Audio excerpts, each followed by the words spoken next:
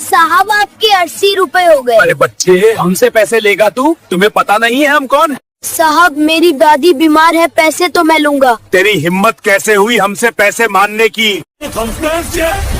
हमसे पैसे लेगा तू? चल तुम्हें जेल में डालते हैं। अरे ये वीडियो किसने वायरल कर दिया? अब तो हमारी नौकरी गए। अब कौन बचाएगा हमको? दिल्ली के चांदनी चौक की भीड़ भाड़ वाली सड़कों पर एक छोटा सा रिक्शा धीरे धीरे आगे बढ़ रहा था। इस रिक्शे को चला रहा था केवल 10 साल का एक दुबला पतला लड़का आदित्य। उसके छोटे हाथ रिक्शे के भारी पैडल को मुश्किल से संभाल पा रहे थे। आज शाम को 3 पुलिस वालों ने उससे जबरदस्ती 500 रुपए छीने थे और उसे इतनी बुरी तरह पीटा था कि उसके शरीर पर नील के निशान पड़ गए थे। लेकिन किसे पता था कि यह वही बच्चा है जिसे सुप्रीम कोर्ट के सबसे सम्मानित जज राहुल कुमार पिछले 8 सालों से रो रो कर ढूंढ रहे हैं। जब यह सच्चाई सामने आई तो उन पुलिस वालों की सांस अटक गई। वे कांपती आवाज में बोले, अब तो ऊपर वाला ही बचा सकता है हमें। तेज बारिश की बूंदें रिक्शे के छोटे से तिरपाल पर बज रही थीं। आदित्य अपनी पुरानी टोकरी में रखे 50 रुपए को देखकर परेशान था। शाम के 6 बज चुके थे और अभी तक उसने केवल 3 यात्री ढोए थे। उसके फटे हुए कपड़े बारिश से पूरी तरह भीग गए थे, लेकिन वह हार मानने को तैयार नहीं था। रिक्शा चाहिए साहब, रिक्शा चाहिए, वह अपनी कमजोर आवाज में बार बार चिल्लाता रहा। सड़क पर जाने वाले लोग उसे देखकर नजरें फेर लेते थे। किसी को उस छोटे बच्चे की परवाह नहीं थी जो अपनी बीमार दादी की दवाई के लिए रिक्शा चला रहा था। रेड लाइट पर आदित्य का रिक्शा रुका हुआ था जब 3 पुलिस वालों की नजर उस पर पड़ी। मुख्य पुलिस वाला हेड कांस्टेबल विकास शर्मा अपने 2 साथियों कांस्टेबल संजय और कांस्टेबल अनिल के साथ पान की दुकान के पास खड़ा था। उनकी वर्दी पर पानी की बूंदें चमक रही थीं, लेकिन उनकी आंखों में शरारत की चमक थी और चेहरों पर क्रूरता का भाव था। देखो, ये छोटा बच्चा रिक्शा चला रहा है, क्यों ना इससे मुफ्त की सवारी करवा लें, विकास ने अपने साथियों से व्यंग से कहा। बाकी दोनों पुलिस वाले शैतानी भरी हंसी हंसने लगे। अरे छोटे, यहाँ आ, विकास ने आदित्य को इशारा किया। आदित्य की आंखों में उम्मीद की चमक आई। वह तुरंत अपना रिक्शा लेकर उनके पास गया। साहब कहाँ जाना है? केवल 20 रुपए किलोमीटर, आदित्य ने विनम्रता से कहा। विकास और उसके 2 साथी रिक्शे में बैठ गए। रिक्शा छोटा था और ये 3 लोग अचानक बैठ गए। आदित्य की हालत और भी खराब हो गई। उसे इतना भारी वजन उठाना मुश्किल हो रहा था, लेकिन फिर भी वह पैडल मारता रहा। चल तेज चला रे, संजय ने चिल्लाकर कहा। साहब मैं कोशिश कर रहा हूँ, आदित्य ने कांपती आवाज में कहा। 2 किलोमीटर चलने के बाद वे एक सुनसान गली में रुके। जब आदित्य ने पैसे मांगे तो वे जोर से हंसने लगे। अरे छोटे, हमसे पैसे मांग रहा है, विकास ने घमंड से कहा। हम पुलिस हैं, छोटे बच्चे पुलिस से पैसे नहीं मांगते। आदित्य की आंखों में आंसू आ गए। साहब मेरी दादी बहुत बीमार है, मुझे दवाई के लिए पैसे चाहिए, कम से कम 60 रुपए तो दे दीजिए, वह रोते हुए बोला। विकास का चेहरा गुस्से से लाल हो गया। अभी भी बक रहा है, चल भाग यहाँ से, उसने गुस्से में कहा। आदित्य ने उनके पैर पकड़े। साहब आधे पैसे ही दे दो प्लीज साहब। तभी विकास ने गुस्से में आकर आदित्य की छाती पर जोर की लात मारी। बच्चा जमीन पर गिर पड़ा। संजय ने उसके कान पर तड़ाक से थप्पड़ मारा। चला जा यहाँ से, वरना थाने में बंद कर देंगे, अनिल ने धमकी दी। विकास ने उसकी जेब से 50 रुपए भी छीन ली। ये हमारा हक है, वे हंसते हुए बोले। पास की चाय की दुकान वाले अंकल ने देखा और बोले, साहब ये मासूम बच्चा है, इसके पैसे वापस कर दो। लेकिन उन्हें भी मार पड़ी। विकास ने उनके मुंह पर भी थप्पड़ मारा। तेरी हिम्मत कैसे हुई पुलिस को टोकने की? आदित्य डर गया और रोते हुए अपना रिक्शा लेकर वहां से भाग गया। लेकिन इन पुलिस वालों को क्या पता था कि जिस बच्चे को उन्होंने इतनी बेरहमी से पीटा है वह किसी और का नहीं बल्कि देश के सबसे बड़े न्यायाधीश का अपना खून है। 8 साल पहले जब यह बच्चा केवल 2 साल का था, तब दिल्ली के एक मॉल में अपने पिता से बिछड़ गया था। सुप्रीम कोर्ट के जज राहुल कुमार अपने बेटे आदित्य को तब से अभी तक ढूंढ रहे हैं। उन्होंने प्राइवेट डिटेक्टिव रखे, अखबारों में विज्ञापन दिए, टीवी पर अपील की, लेकिन कोई सुराग नहीं मिला। आज जो बच्चा इन पुलिस वालों के सामने असहाय था, वह उसी का लाडला बेटा था जिसे वह रोज याद करते हैं। और अब वह जिस दादी के साथ रहता है वो उसकी असली दादी नहीं थी, बल्कि उसे सिर्फ पालने वाली दादी माँ सुमित्रा देवी थी, जिसने एक खोए हुए मासूम बच्चे को रोता देख सहारा दिया और अब 8 साल से पाल रही थी। 8 साल पहले की बात है। जज राहुल कुमार अपनी पत्नी प्रिया कुमार और 2 साल के बेटे आदित्य के साथ दिल्ली के एक बड़े मॉल में गए थे। वह दिन रविवार था और जज राहुल कुमार ने सोचा था कि अपने छोटे बेटे के साथ कुछ समय बिताएंगे। आदित्य अभी अभी चलना सीखा था। उसके छोटे छोटे कदम डगमगाते हुए लेकिन दृढ़ता से आगे बढ़ रहे थे। मॉल में तरह तरह की रंग बिरंगी दुकानें थीं, खिलौने, कपड़े, किताबें और न जाने क्या क्या। बच्चा हर चीज को देखकर खुश हो रहा था। उसकी छोटी उंगली अपने पापा की उंगली में फंसी हुई थी। जज राहुल कुमार एक बुक स्टोर में रुके। अपने बेटे के लिए कुछ किताबें खरीदना चाहते थे। दुकानदार विभिन्न बच्चों की किताबें दिखा रहा था। रंग बिरंगी तस्वीरों वाली किताबें, कहानी की किताबें, पहेली की किताबें और भी बहुत कुछ। राहुल कुमार अपने बेटे से पूछ रहे थे, क्या चाहिए बेटा, यह वाली किताब या यह वाला खिलौना? आदित्य खुशी से तालियां बजा रहा था। वह सभी चीजें चाहता था। किताबें चुनने के चक्कर में राहुल कुमार का ध्यान बंट गया। उन्होंने अपने बेटे की उंगली छोड़ दी ताकि वे दोनों हाथों से किताबों को उठाकर देख सकें। यह कैसी है और यह, वे दुकानदार से पूछ रहे थे। आदित्य उनके पैरों के पास ही खड़ा था। वह भी किताबों को देख रहा था। अचानक उसकी नजर मॉल की दूसरी तरफ एक खिलौने की दुकान पर पड़ी। वहाँ बड़े बड़े टेडी बियर रखे हुए थे जो बच्चे को बुला रहे लगे। 2 साल का मासूम बच्चा धीरे धीरे अपने पापा से दूर होने लगा। उसके छोटे कदम टेडी बियर की तरफ बढ़ रहे थे। राहुल कुमार अभी भी किताबें देख रहे थे। उन्हें लगा कि बच्चा उनके पास ही है। बेटा, ये किताब कैसी है? उन्होंने पीछे मुड़कर कहा, लेकिन आदित्य वहाँ नहीं था। शुरू में उन्हें लगा कि बच्चा दुकान के किसी कोने में छुप गया होगा। आदित्य, कहाँ हो? राहुल कुमार ने आवाज लगाई, लेकिन कोई जवाब नहीं आया। उनकी सांस तेज होने लगी। आदित्य, वे जोर से चिल्लाए। दुकानदार भी परेशान हो गया। सर, बच्चा कहाँ गया? उन्होंने पूरी दुकान छान मारी। आदित्य कहीं नहीं मिला। राहुल कुमार का दिल तेजी से धड़कने लगा। वे दुकान से बाहर निकले। आदित्य, कहाँ हो तुम? उनकी आवाज में डर था। मॉल में हजारों लोग थे। हर तरफ भीड़ थी, शोरगुल था। राहुल कुमार एक दुकान से दूसरी दुकान भागने लगे। क्या आपने एक छोटा बच्चा देखा है? 2 साल का, नीली शर्ट में। वे हर किसी से पूछ रहे थे। कुछ लोग कहते, नहीं सर। कुछ कहते, यहाँ तो बहुत बच्चे हैं। कुछ लोगों ने मदद करने की कोशिश की। कैसा दिखता है? कब खोया? लेकिन कोई ठोस जानकारी नहीं मिली। घंटे बीतते गए। मॉल बंद होने का समय आ रहा था। राहुल कुमार रो रहे थे। उनकी आवाज बैठ गई थी। आदित्य, पापा यहाँ हैं, वापस आ जाओ। वे हर गली, हर कोना छान रहे थे। मॉल के सिक्योरिटी को सूचना दी, पुलिस को फोन किया, लेकिन आदित्य गायब था। रात होने पर भी वह नहीं मिला। राहुल कुमार की पत्नी प्रिया भी रो रही थी। मेरा बच्चा कहाँ है? मेरा आदित्य कहाँ है? उधर 2 साल का आदित्य खिलौने की दुकान तक पहुँच गया था। टेडी बियर के पास जाकर वह उसे पकड़ने की कोशिश कर रहा था। खिलौने की दुकान की मालकिन, एक मध्यम वर्गीय महिला सुनीता जी ने देखा कि एक छोटा बच्चा अकेले घूम रहा है। बेटा, तुम्हारे मम्मी पापा कहाँ हैं? उसने पूछा। आदित्य बोल नहीं सकता था ठीक से। वह सिर्फ रो रहा था। सुनीता जी परेशान हो गई। उसने आसपास देखा। कोई माता पिता नहीं दिखे जो अपने बच्चे को ढूंढ रहे हैं। किसका बच्चा है? किसका बच्चा है? वह चिल्लाती रही, लेकिन कोई नहीं आया। मॉल बंद होने का समय हो गया। दुकानदार अपना सामान समेटने लगे। सुनीता जी को समझ नहीं आया कि इस बच्चे का क्या करें। पास ही एक छोटी सी चाय की दुकान लगाने वाली बुजुर्ग महिला ने यह देखा। वह सुमित्रा देवी कहलाती थी। उसका असली नाम सुमित्रा था, लेकिन सभी उसे दादी माँ कहते थे। क्या बात है बेटी? सुमित्रा देवी ने सुनीता जी से पूछा। यह बच्चा खो गया है। इसके माँ बाप कहीं नहीं मिल रहे, सुनीता जी ने बताया। सुमित्रा देवी ने आदित्य को देखा। वह रो रहा था, भूखा था, डरा हुआ था। सुमित्रा देवी का दिल भर आया। उसके अपने कोई संतान नहीं थी। उसके पति की मृत्यु कई साल पहले हो गई थी। वह अकेली थी। मॉल में छोटी सी चाय की दुकान लगाकर अपना गुजारा चलाती थी। रात हो गई है, कल फिर ढूंढेंगे। आज इसे मेरे घर ले चलते हैं, सुमित्रा देवी ने कहा। सुनीता जी को भी यही सही लगा। सुमित्रा देवी आदित्य को अपने छोटे से घर ले गई। उसने उसे खाना खिलाया,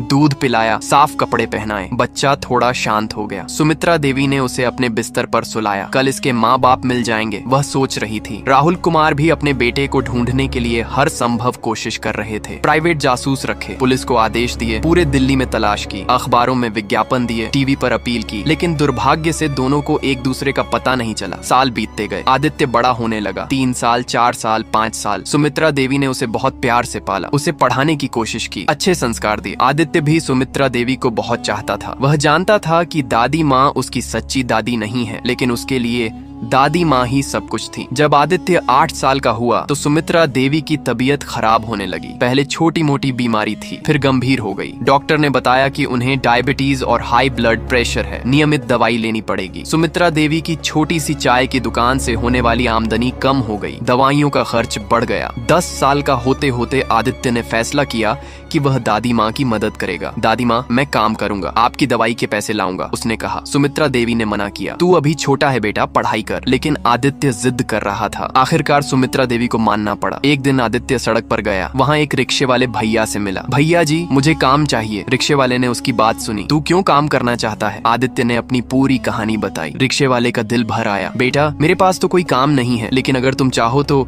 मैं तुम्हें अपना पुराना रिक्शा दे देता हूँ, तुम इससे लोगों को ढो सकते हो। आदित्य की आंखों में चमक आई। लेकिन भैया, मेरे पास पैसे नहीं है रिक्शा खरीदने के लिए। रिक्शे वाले ने कहा, ठीक है बेटा, तू इसे ले जा, जो भी कमाई होगी आधा तू रख लेना, और आधा मुझे दे देना। आदित्य खुश हो गया। वह रोज रिक्शा चलाने जाने लगा। चांदनी चौक, कनॉट प्लेस, कहीं भी जाकर यात्रियों को ढोता। जो पैसे मिलते उससे सुमित्रा देवी की दवाई लाता। सुमित्रा देवी को बहुत गर्व था अपने पोते पर। कितना समझदार है मेरा बेटा। लेकिन आज जो कुछ हुआ था वह आदित्य के लिए सबसे बुरा दिन था। पुलिस वालों ने उसे बुरी तरह पीटा था, पैसे भी छीन लिए थे। अब वह क्या मुंह लेकर दादी माँ के पास जाएगा? कैसे बताएगा कि आज दवाई नहीं ला पाया? आदित्य लड़खड़ाते हुए अपने छोटे से घर पहुंचा। उसका शरीर दर्द से कराह रहा था, कपड़े फटे हुए थे। सुमित्रा देवी अपने बिस्तर पर लेटी हुई उसका इंतजार कर रही थी। आदित्य को देखते ही वह चौंक गई। बेटा, ये क्या हाल है तेरा? सुमित्रा देवी घबरा कर उठ बैठी। आदित्य की हालत देखकर उसकी आंखों में आंसू आ गए। दादी माँ, आज कुछ गलत लोगों से पाला पड़ा, आदित्य ने कमजोर आवाज में कहा। वह सुमित्रा देवी से झूठ नहीं बोल सकता था। उसने पूरी घटना बताई। कैसे पुलिस वालों ने उसे रिक्शे में बैठाकर पैसे नहीं दिए और फिर उसे बेरहमी से पीटा। सुमित्रा देवी सुनकर रो पड़ी। उसने आदित्य को गले से लगाकर रोने लगी। उसे लगा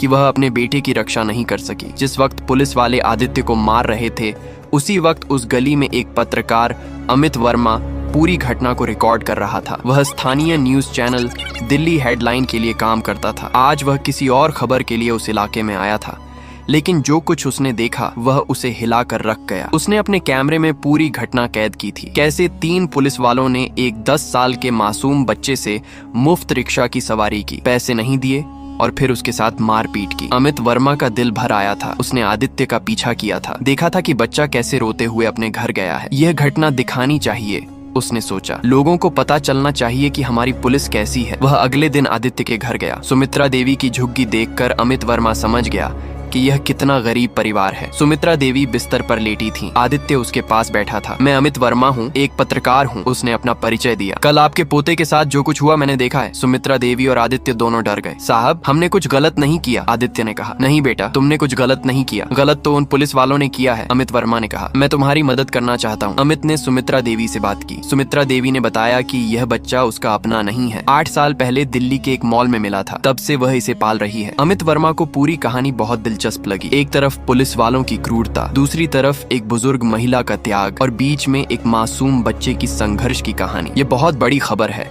उसने सोचा। उसने पूरी घटना का विस्तृत रिपोर्ट तैयार किया, वीडियो को एडिट किया, एक प्रभावशाली शीर्षक लिखा। 10 साल का बच्चा बीमार दादी की दवाई के लिए रिक्शा चलाता है, पुलिस वालों ने मुफ्त सवारी करके बेरहमी से पीटा। यह शीर्षक था। अमित वर्मा ने वीडियो को सोशल मीडिया पर अपलोड किया, फेसबुक, ट्विटर, इंस्टाग्राम, यूट्यूब, हर जगह। वीडियो में साफ दिख रहा था कि कैसे विकास ने आदित्य को लात मारी थी, कैसे बाकी पुलिस वालों ने उसके साथ मारपीट की थी। वीडियो अपलोड होते ही तहलका मच गया, सोशल मीडिया पर आग लग गई। कुछ ही मिनटों में हजारों लोगों ने वीडियो देखा। लाइक्स, शेयर्स, कमेंट्स की बांट आ गई। लोग गुस्से में टिप्पणियां कर रहे थे। यह कैसी पुलिस है? शर्म की बात है। इन पुलिस वालों को तुरंत नौकरी से निकाला जाना चाहिए। यह बच्चा कितना बहादुर है। सरकार को इस पर तुरंत कार्यवाही करनी चाहिए। 1 घंटे में वीडियो को लाखों व्यूज मिले। 2 घंटे में यह ट्रेंडिंग में आ गया। मीडिया चैनलों की नजर इस पर पड़ी। हर बड़ा न्यूज चैनल इस खबर को दिखाने लगा। पुलिस की क्रूरता का शिकार हुआ 10 साल का बच्चा, रिक्शा चलाकर पैसे नहीं दिए, बच्चे को पीटा, मासूम बच्चे के साथ अमानवीयता। हर चैनल पर यही चर्चा हो रही थी। स्थानीय स्तर पर भी हंगामा मच गया। लोग सड़कों पर उतर आए। हमें न्याय चाहिए, पुलिस की क्रूरता बंद करो, नारे लग रहे थे। छात्र संगठनों ने प्रदर्शन किया, महिला संगठनों ने मोर्चा निकाला। सभी की एक ही मांग थी, इन पुलिस वालों को कड़ी सजा दी जाए। इधर उन 3 पुलिस वालों की हालत खराब हो गई। हेड कांस्टेबल विकास शर्मा, कांस्टेबल संजय और कांस्टेबल अनिल को एहसास हुआ कि वे बड़ी मुसीबत में फंस गए हैं। उनके घर वालों को भी शर्मिंदगी झेलनी पड़ रही थी। पड़ोसी उन्हें बुरी नजर से देख रहे थे। मीडिया ने इन पुलिस वालों की पूरी बायोग्राफी खोज निकाली। विकास शर्मा की यह पहली गलती नहीं, पहले भी कई शिकायतें आई हैं। भ्रष्टाचार के आरोप भी लगे हैं। मीडिया ने बताया कि यह पुलिस वाले पहले भी गरीब लोगों को परेशान करते रहे हैं, दुकानदारों से जबरदस्ती खाना खाते हैं, पैसे नहीं देते हैं। वीडियो अब राष्ट्रीय स्तर पर वायरल हो गया था। दूसरे राज्यों के लोग भी इसे देख रहे थे। अंतरराष्ट्रीय मीडिया ने भी इस पर रिपोर्ट की। India, police brutality on 10-year-old rickshaw puller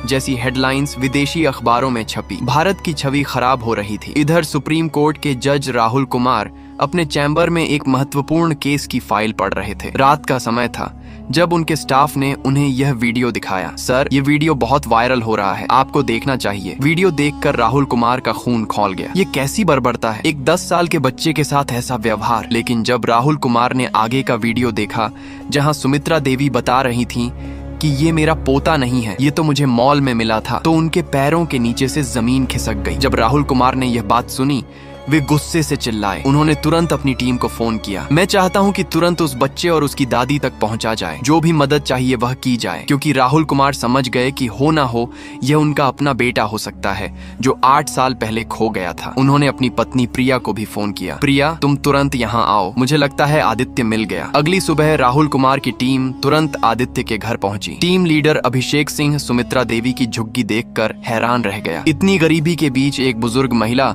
और एक छोटा बच्चा कैसे गुजारा कर रहे हैं। सुमित्रा देवी बिस्तर पर लेटी थी। आदित्य उसके पास बैठा था। कल की मार की वजह से उसका शरीर अभी भी दर्द कर रहा था। मैं अभिषेक सिंह हूँ, अभिषेक ने अपना परिचय दिया। जज राहुल कुमार सर की टीम से। हमें आपकी घटना के बारे में पता चला है। जज साहब ने आपकी मदद करने के लिए भेजा है। सुमित्रा देवी और आदित्य दोनों घबरा गए। साहब, हमने कुछ गलत नहीं किया, आदित्य ने डरते हुए कहा। नहीं बेटा, तुमने कुछ गलत नहीं किया, गलत तो उन पुलिस वालों ने किया है, अभिषेक ने आदित्य को समझाया। जज साहब बहुत गुस्से में हैं। उन्होंने तुम्हारी मदद करने का आदेश दिया है। अभिषेक ने सुमित्रा देवी की हालत देखी। वह बहुत कमजोर लग रही थी। उसने तुरंत राहुल कुमार को बताया कि सुमित्रा देवी की तबीयत बहुत खराब है। राहुल कुमार ने तुरंत आदेश दिया, सुमित्रा देवी को तुरंत शहर के सबसे बड़े अस्पताल में लेकर जाओ। ठीक है सर। आंटी जी, आपको तुरंत अस्पताल ले जाना होगा। सुमित्रा देवी ने हाथ जोड़े। साहब, हमारे पास पैसे नहीं है, अस्पताल का खर्च कैसे होगा? अभिषेक ने कहा, आपको पैसों की चिंता करने की जरूरत नहीं, जज साहब ने सब इंतजाम कर दिया है। उन्होंने एम्बुलेंस बुलाई। सुमित्रा देवी को दिल्ली के सबसे बड़े निजी अस्पताल ले जाया गया। अस्पताल में सुमित्रा देवी का पूरा चेकअप हुआ। डॉक्टरों ने बताया कि उनकी हालत गंभीर है। डायबिटीज और हाई ब्लड प्रेशर के अलावा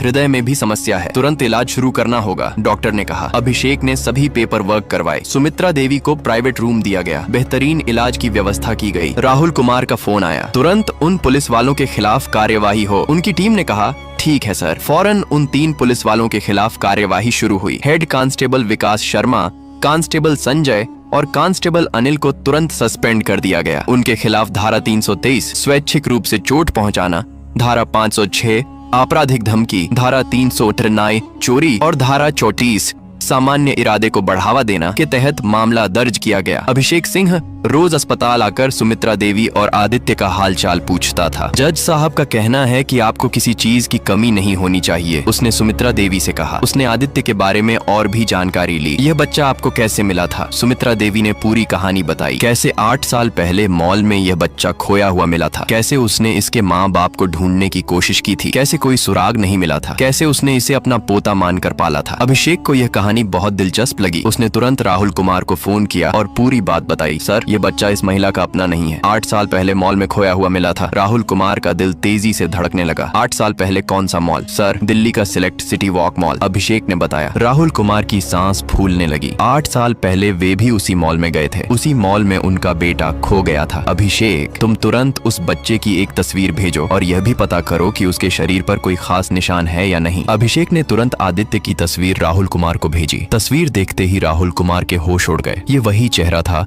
जिसे वे 8 साल से ढूंढ रहे थे। वही आंखें, वही नाक, वही होंठ, लेकिन अभी भी उन्हें पूरा यकीन नहीं था। अभिषेक, उसके शरीर पर कोई निशान है? उन्होंने कांपती आवाज में पूछा। अभिषेक ने सुमित्रा देवी से पूछा, आंटी जी, इस बच्चे के शरीर पर कोई जन्म का निशान है? सुमित्रा देवी ने कहा, हाँ बेटा, इसके बाएं हाथ की कलाई में एक छोटा सा काला निशान है और पीठ पर भी एक तिल है। अभिषेक ने तुरंत फोन पर यह बात राहुल कुमार को बताई। राहुल कुमार चीख पड़े, ये मेरा बेटा है, ये मेरा आदित्य है। वे रोने लगे। 8 साल की तड़प, 8 साल का इंतजार, 8 साल की खोज आज खत्म हो गई थी। उनका बेटा मिल गया था, लेकिन कैसी स्थिति में मिला था? एक गरीब झुग्गी में रिक्शा चलाते हुए, पुलिस वालों की मार खाते हुए। अभिषेक, मैं तुरंत आ रहा हूँ, किसी को कुछ मत बताना, ना बच्चे को ना उस महिला को, मैं खुद आकर सब कुछ संभालूंगा, राहुल कुमार ने कहा। वे तुरंत अपनी कार के लिए निकले। अपनी पत्नी प्रिया को भी साथ ले लिया। गाड़ी में राहुल कुमार सिर्फ अपने बेटे के बारे में सोच रहे थे। मेरा बच्चा इतने कष्ट झेल रहा था और मुझे पता तक नहीं था। वह रिक्शा चलाकर अपनी परवरिश करने वाली महिला की दवाई के पैसे जुटा रहा था। कितना संस्कारी बच्चा है। उनकी आंखों में आंसू थे। साथ ही वे उस बुजुर्ग महिला के बारे में भी सोच रहे थे जिसने बिना किसी स्वार्थ के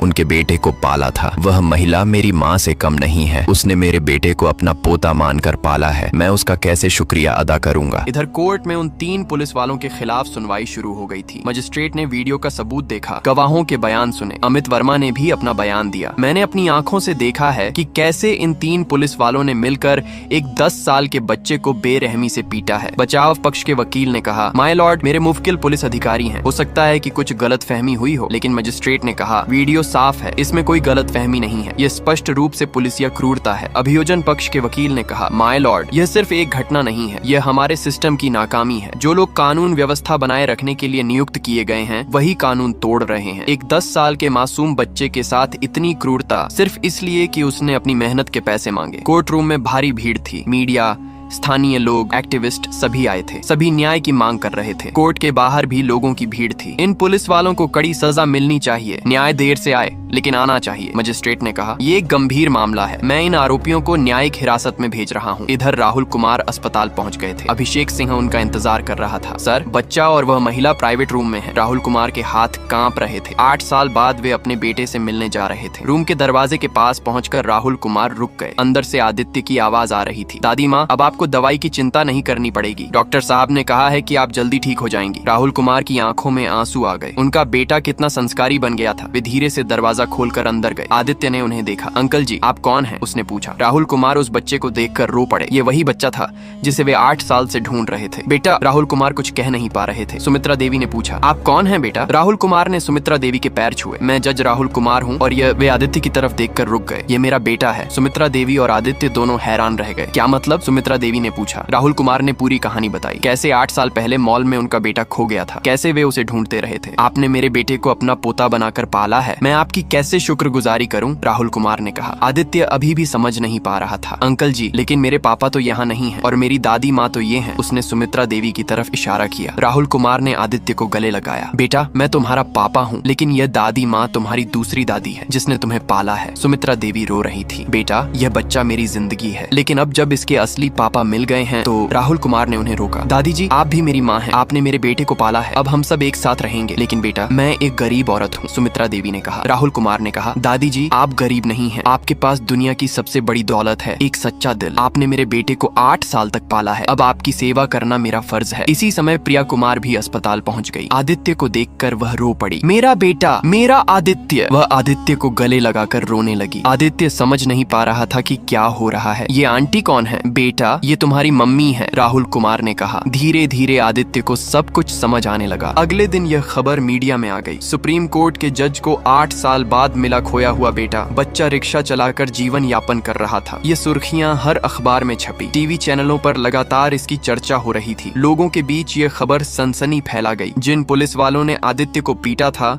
वे डर से कांप रहे थे। हमने सुप्रीम कोर्ट के जज के बेटे को मारा है। हेड कांस्टेबल विकास शर्मा जेल में रो रहा था। अब तो हमारी खैर नहीं। इधर अदालत में पुलिस वालों के मामले की सुनवाई चल रही थी। अब जब पता चल गया था कि आदित्य सुप्रीम कोर्ट के जज का बेटा है तो मामला और भी गंभीर हो गया था। मीडिया की नजरें इस केस पर लगी थी। सुप्रीम कोर्ट जज के बेटे को पीटने वाले पुलिस वालों का मुकदमा। हर न्यूज चैनल इसी की चर्चा कर रहा था। हेड कांस्टेबल विकास शर्मा और उसके साथियों के वकील ने माफी मांगने की कोशिश की। माय लॉर्ड, हमारे मुवक्किल को अफसोस है, वे माफी मांगते हैं। लेकिन सरकारी वकील ने कहा, माय लॉर्ड, यह मामला सिर्फ एक बच्चे के साथ मारपीट का नहीं है, यह समाज में बढ़ते अपराध का मामला है। इन लोगों ने एक मासूम बच्चे के साथ क्रूरता की है। मजिस्ट्रेट ने कहा, इस केस में सभी सबूत आरोपियों के खिलाफ हैं। वीडियो एविडेंस साफ है, मैं इन्हें दोषी मानता हूं। हेड कांस्टेबल विकास शर्मा को 2 साल की जेल की सजा सुनाई गई। बाकी दोनों को 1-1 साल की जेल की सजा मिली। साथ ही उन पर 50,000 रुपए का जुर्माना भी लगा। जुर्माने की रकम आदित्य और सुमित्रा देवी को देने का आदेश दिया गया। खबर सुनकर लोगों में खुशी की लहर दौड़ गई। न्याय हुआ है, पुलिस वालों को सजा मिली। सोशल मीडिया पर लोग जज के फैसले की तारीफ कर रहे थे।